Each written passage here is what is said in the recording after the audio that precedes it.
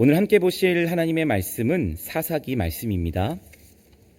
사사기 4장 4절 말씀, 우리 한 절의 말씀 함께 봉독하겠습니다. 함께 읽습니다.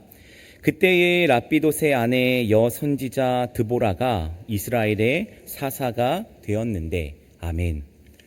오늘 사사기 4장 말씀을 통해서 사사 드보라에 대해서 4장 말씀을 함께 하나님의 은혜 가운데 나누도록 하겠습니다. 사사기 말씀은 또 그 영적 사이클이 우리에게 보여주는 것처럼 사사가 죽은 후에는 이스라엘이 계속 악을 행했습니다.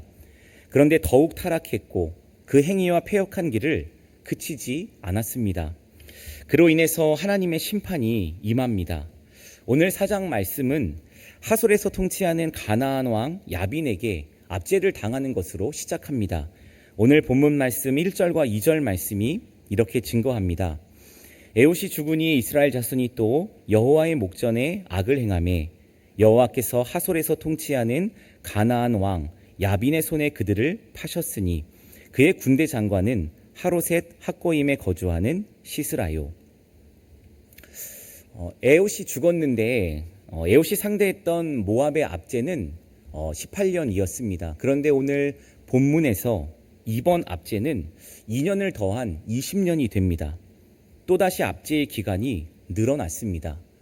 이스라엘 백성들 입장에서 본다면 하나님께서 주시는 평안이 사사로 인해서 그 구원하심이 임했는데, 그리고 또 그로 인해서 이것이 그치지 않고 그런데 또 그 압제 기간이 더 늘어났습니다. 우리가 경계하고 조심해야 할 것은 하나님께서 평안을 주신다면 그 평안이 때로는 교만으로 이어지지 않도록 조심해야 할 것입니다. 신명기 8장 말씀 가운데에서 하나님은 이렇게 말씀하십니다.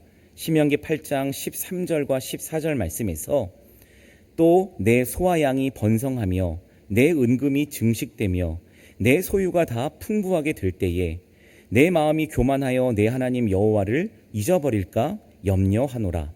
여호와는 너를 애굽 땅 종 되었던 집에서 이끌어 내시고. 하나님께서 기억하라고 하나님께서 그 은혜를 계속해서 말씀하시는데, 하나님이 주시는 그 평안을 누리지는 못하고 그 평안이 교만으로 이어진다면 다시금 하나님께서는 이것들을 말씀하시면서 너희들이 어떻게 지금 이 땅에서 살게 되었는지, 그리고 무엇보다 하나님의 손이 너희들에게 어떻게 행하셨는지를 기억하라고 말씀하십니다. 오늘 이스라엘 백성들도 동일합니다. 사사기 말씀에서 또다시 또 그 악들이 계속해서 이어지는 것들을 보면서 안타깝지만 사실 이 말씀이 우리의 모습과도 같음을 부정할 수가 없습니다. 오늘 본문에서 이스라엘을 압제하는 야빈에게는 철병거 900대가 있었습니다. 이것은 두 바퀴를 갖고 있는 전차를 상상해 보시면 되는데 그 당시는 철기가 널리 보급되어 있지 않았습니다. 그래서 이 철병거라고 하는 것은 가장 강력한 무기였습니다. 그런데 사사기 4장 말씀에 이 철병거가 처음 등장한 것은 아니고 사사기 1장 말씀을 보시게 되면 이미 그 가나안의 원주민들은 철병거를 갖고 있었습니다. 사사기 1장 19절 말씀에 여호와께서 유다와 함께 계셨으므로 그가 산지 주민을 쫓아내었으나 골짜기의 주민들은 철병거가 있으므로 그들을 쫓아내지 못하였으며. 이러한 철병거가 이미 있었는데 오늘 본문에는 그 철병거가 얼마만큼 있었다라고 말씀하고 있습니까? 900승입니다. 얼만큼 그 군대가 강력했는지를 보여줍니다. 이것과 관련해서 본문 3절 말씀이 이렇게 증거합니다. 오늘 본문 3절 말씀입니다. 야빈 왕은 철병거 900대가 있어 20년 동안 이스라엘 자손을 심히 학대했으므로 이스라엘 자손이 여호와께 부르짖었더라. 철병거 900대가 있는 것. 언뜻 이 말씀을 보시면 이스라엘 백성들이 우리가 겪는 이 고난, 이 고통이 우리들의 잘못이라고 뉘우쳐서 회개의 부르짖음을 했다라고 생각할 수도 있습니다. 그런데 이 개역개정의 본문 3절 말씀을 히브리어 어순으로 직역하면 이렇습니다. 제가 다시 읽겠습니다. 이스라엘 자손이 여호와께 부르짖었다. 왜냐하면 그에게 철병거 900대가 있었기 때문이다. 그리고 그는 20년 동안 이스라엘 자손을 힘으로 압제했다. 무슨 말씀이냐 하면 이스라엘 백성들의 부르짖음의 초점은 자신들의 회개가 아니라 철병거에 맞춰져 있었습니다. 야빈 왕이 철병거 900대를 가지고 이스라엘을 심하게 학대했기 때문에 부르짖은 것입니다. 얼만큼 그 고통과 아픔이 심했겠습니까? 그런데 그럼에도 하나님은 다시금 하나님의 손으로 소망을 말씀하시는데 그 소망은 바로 사사를 보내신 것입니다. 구원자를 보내신 것입니다. 오늘 본문 말씀 4절 제가 다시 읽겠습니다. 그때의 라피도세 아내 여선지자 드보라가 이스라엘의 사사가 되었는데, 오늘 본문에서 우리가 집중해서 봐야 하는 것은 드보라가 여성이라는 사실입니다. 히브리어 본문에는 이샤라고 하는 이 단어를 써서 드보라가 여성임을 더욱 강조하고 있습니다. 당시 시대적 상황으로 생각해 보신다면 여성이 선지자로서 이스라엘의 사사가 된다는 것은 매우 이례적인 일입니다. 그런데 오늘 말씀뿐만이 아니라 구약 성경에서는 여성들이 국가의 공식적인 지도자의 반열에 올라 주도적인 역할을 감당했음을 몇몇 인물은 우리에게 보여줍니다. 출애굽기 15장에서 소개하고 있는 아론의 누이 선지자 미리암, 그리고 열왕기하 22장에서 나오고 있는 여선지자 훌다가 그렇습니다. 우리가 기억해야 할 것은 오늘 말씀 가운데 이샤, 바로 여성인 드보라, 이 여성은 또 우리에게 연약함을 보여주기도 하는데, 일반적으로 연약하다고 여기는 여자를 통해서도 하나님은 하나님의 일을 하신다는 것입니다. 사사기의 말씀이 우리에게 이것을 매우 반복적으로 계속해서 말씀하십니다. 사람의 능력에 하나님의 일이 있지 않음을, 하나님의 일은 하나님의 손에 달려 있음을 하나님은 말씀하십니다. 그래서 참된 유일한 사사는 오직 여호와 하나님 한 분이십니다. 많은 사사들이 나오고 어떠한 선지자는 이러한 면이 있고 이러한 강점들이 분명히 있지만 하나님께서 소개하는 이 사사들의 모습 속에서는 연약하고 부족하고 때로는 부끄러운 모습도 분명히 있습니다. 오늘 본문에서 소개하는 이 드보라는 사사였습니다. 그런데 흥미로운 것은 바로 재판관이기도 했다는 것입니다. 이어지는 본문 말씀 5절은 이렇게 증거합니다. 그는 에브라임 산지 라마와 베델 사이 드보라의 종려나무 아래 거주하였고 이스라엘 자손은 그에게 나아가 재판을 받더라. 드보라가 사사로서는 알고 있었는데 또 드보라에게 있어서 하나님께서 주신 역할은 재판관이기도 했습니다. 그만큼 특별한 지혜와 리더십이 있었습니다. 그런데 5절 말씀을 보게 되면 하나님께서는 신명기 말씀 가운데 특별히 이스라엘 백성들이 재판을 받기 위해서 어떤 장소로 올라간다는 것, 그것이 하나님의 명령임을 말씀합니다. 신명기 17장 8절이 이렇게 말씀하는데 이렇게 증거합니다. 내 성중에서 서로 피를 흘렸거나 다투었거나 구타하였거나 서로 간에 고소하여 내가 판결하기 어려운 일이 생기거든 너는 일어나 내 하나님 여호와께서 택하실 곳으로 올라가서. 무슨 말씀이냐 하면 여호와께서 택하실 장소로 올라가는 것도 하나님께서 명령하신 장소가 있다는 것입니다. 그런데 오늘 말씀에서 다시금 본문 말씀 5절을 보시게 되면 중반절에 드보라의 종려나무 아래, 드보라의 종려나무 아래가 바로 신명기 말씀에서 말씀한 것처럼 하나님께서 택하신 장소, 재판을 하는 장소였음을 하나님께서는 우리에게 말씀하십니다. 앞서 말씀드린 것처럼 당신은 남성 중심의 사회였습니다. 그런데 오늘 본문 말씀에서 이스라엘 백성들은 누구에게 재판을 받고 있습니까? 여성 사사입니다. 이것을 통해서 알 수 있는 것은 이스라엘 백성들이 드보라를 하나님의 사사로서도 인정했지만 하나님께서 세우신 재판관으로도 인정했다는 것입니다. 그만큼 믿고 따랐습니다. 이후의 말씀이 그것들을 이야기하고 있는데 이후에 드보라가 소개하고 있는 내용의 스토리는 바로 바락이라고 하는 인물을 통해서 하나님의 명령을 전합니다. 그것은 전쟁에 참여하라는 출정 명령입니다. 그 말씀을 6절에서 이렇게 증거합니다. 드보라가 사람을 보내어 아비노함의 아들 바락을 납달리 게데스에서 불러다가 그에게 이르되 이스라엘의 하나님 여호와께서 이같이 명령하지 아니하셨느냐. 그런데 이 말씀을 보기 전에 바락에게 이 드보라가 하나님께서 주시는 명령을 통해서 이스라엘 백성들을 구원하라는 전쟁에 참여하는 출전 명령을 내리는데 중요하게 보아야 할 것은 위치입니다. 드보라가 속해 있던 그 지파의 위치, 그리고 바락이 속해 있던 지파의 위치, 매우 먼 거리였습니다. 드보라가 바락에게 명령을 했지만 아주 먼 거리에서 바락은 그 드보라의 명령에 순종했습니다. 왜냐하면 드보라가 에브라임을 중심으로 활동했지만 사실상 이스라엘 전체는 앞서 말씀드린 것처럼 드보라를 에브라임의 지파의 사사로만 생각하지 않고 이스라엘 전체의 사사로 인정했고 그렇게 그 하나님의 말씀으로 받았고 따랐습니다. 드보라가 이스라엘 전체의 사사로서 하나님께서는 오늘 말씀을 해결하시면서 드보라의 위치를 더 집중 있게 말씀하십니다. 하나님께서 세우신 그 사사, 그 드보라를 통해서 말씀하신 명령은 무슨 명령입니까? 6절 말씀의 하반절 말씀처럼 이렇게 말씀합니다.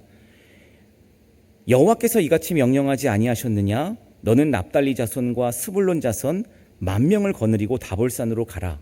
7절 말씀에 내가 야빈의 군대 장관 시스라와 그의 병거들과 그의 무리를 기손강으로 이끌어 내게 이르게 하고 그를 내 손에 넘겨주리라 하셨느니라. 이제 전쟁을 앞두고 있는데 사사 드보라가 바락에게 이 출전 명령을 내리고 이제 그 철병거 900대로 무장한 시스라를 향해서 나아가서 싸우라는 것입니다. 참 놀라운 말씀입니다. 왜냐하면 이스라엘 백성들의 입장에서는 무려 20년 동안의 압제를 겪으면서 얼마만큼 많은 것들을 포기하고 내려놨습니까? 어떠한 것들을 숨기면서 어떤 것들을 준비하지도 사실은 않았습니다. 우리가 생각하고 기대하는 스토리가 사실은 이후에 펼쳐지지는 않습니다. 그러나 하나님께서는 사사기 말씀을 통해서 명확하고 정확하게 말씀하십니다. 여호와께서 행하신 일, 그것이 무엇인지를 보라는 것입니다.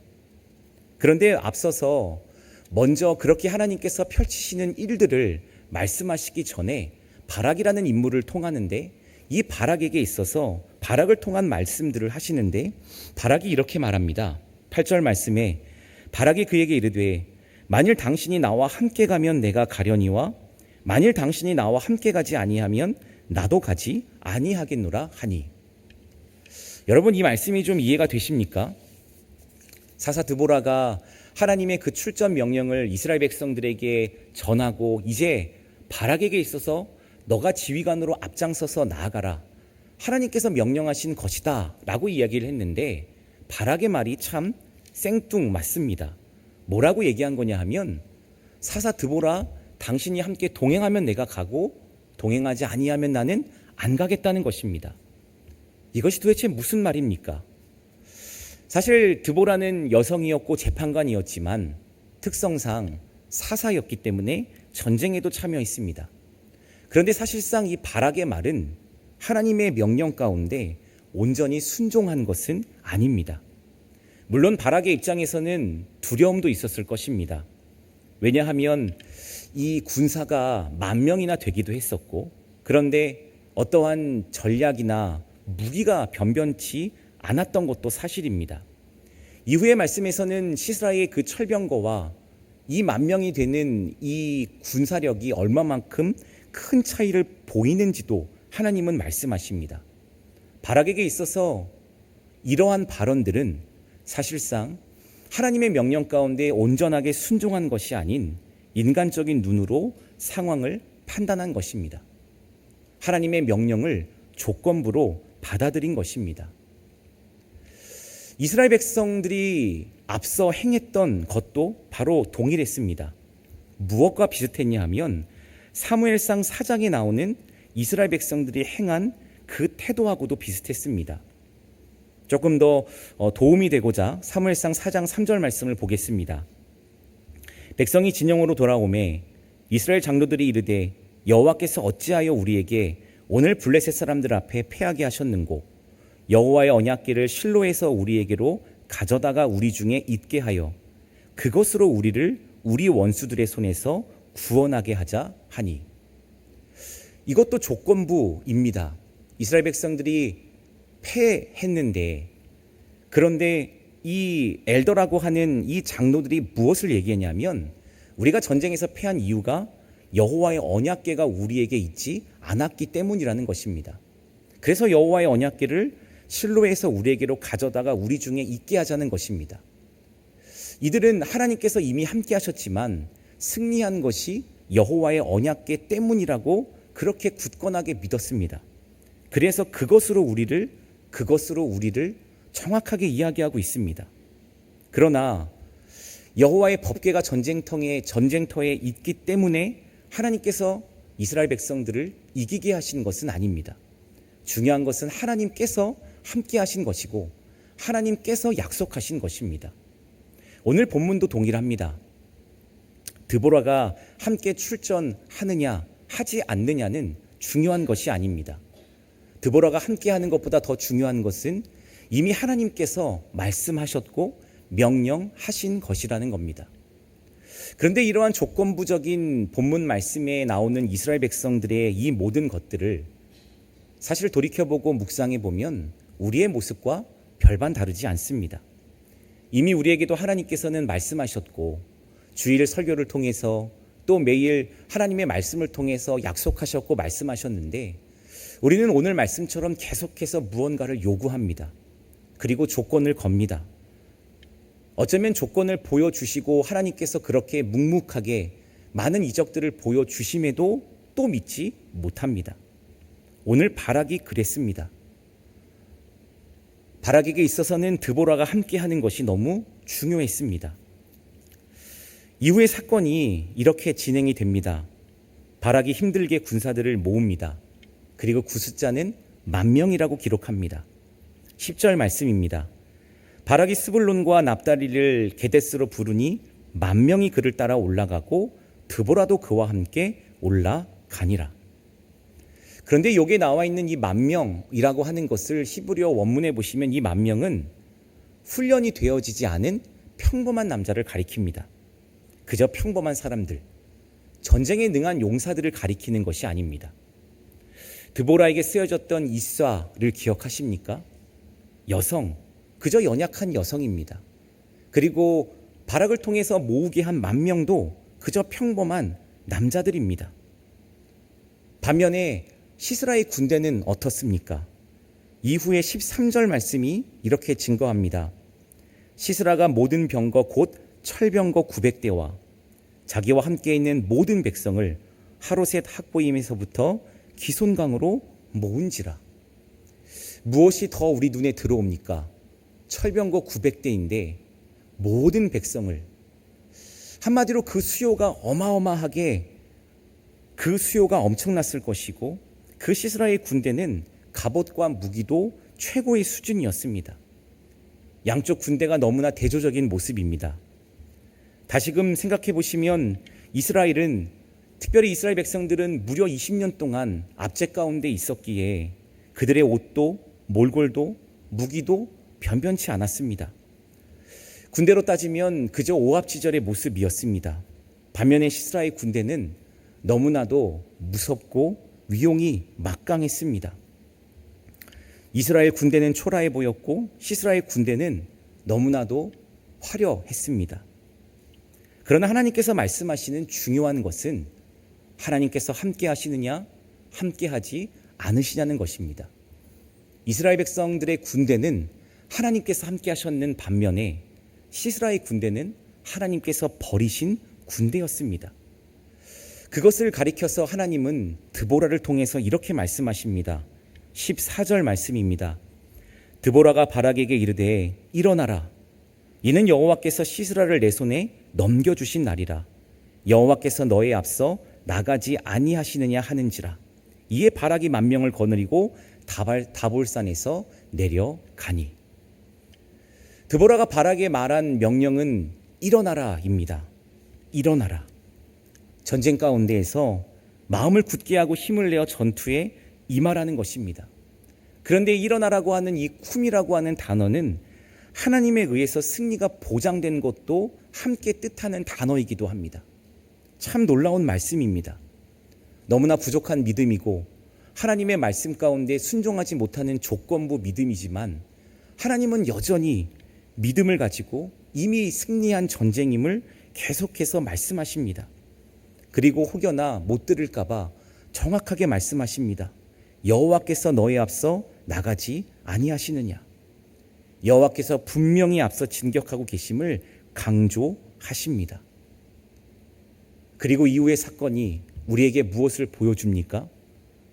하나님께서 직접 싸우시고 하나님께서 직접 앞서서 모든 것들을 다 정리하시고 해결해 주심을 말씀하십니다. 15절 말씀이 이렇게 증거합니다. 여호와께서 바락 앞에서 시스라와 그의 모든 병거와 그의 온 군대를 칼날로 혼란에 빠지게 하심에 시스라가 병거에서 내려 걸어서 도망한지라. 사사기 4장 말씀이 아닌 이후에 나오는 드보라의 노래 5장에 나오는 말씀에서 하나님께서 무엇을 어떻게 행하셨는지를 우리에게 보여주는데 바로 하나님께서 폭우를 내리시고 기송강을 급류로 만드십니다. 그리고 범람한 강물이 온 땅을 흙탕물과 수렁으로 만들게 됩니다. 그래서 시스라의 병거가 그렇게 자랑했던 철병거가 진흙에 갇혀서 움직이지 못했고 당황하는 그런 군대를 바락의 군대가 공격해서 몰살했습니다. 이것이 바로 하나님께서 하신 일입니다. 15절 말씀을 다시 보시게 되면 하나님께서 강조하시는 것은 너희들이 믿고 있는 모든 병거, 온 군대, 근데 하나님께서 혼란에 빠지게 하심을 말씀하시면서 그 주인공이 바로 직접 그것들을 행하신 분이 여호와라고 말씀하십니다. 그리고 시스라의 군대가 단 한 사람도 살아남지 못했습니다. 16절 말씀입니다. 바락이 그의 병거들과 군대를 추격하여 하로셋 학고임에 이르니 시스라의 온 군대가 다 칼에 엎드려졌고 한 사람도 남은 자가 없었더라. 아멘. 단 한 사람도 살아남지 못했음을 하나님은 명확하게 말씀하십니다. 그리고 15절의 말씀에 앞서 읽은 말씀처럼 시스라가 무엇을 했냐 하면 시스라가 병거에서 내려 걸어서 도망했음을 또 우리에게 보여줍니다. 앞서 다시 말씀을 한번 기억해 봅시다. 시스라의 자랑은 무엇이었습니까? 병거였습니다. 그런데 그러한 병거라고 생각해 보시면 두 바퀴를 갖고 있는 전차인데 그 전차에서 시스라가 과연 내려온 적이 있었을까요? 그렇지 않습니다.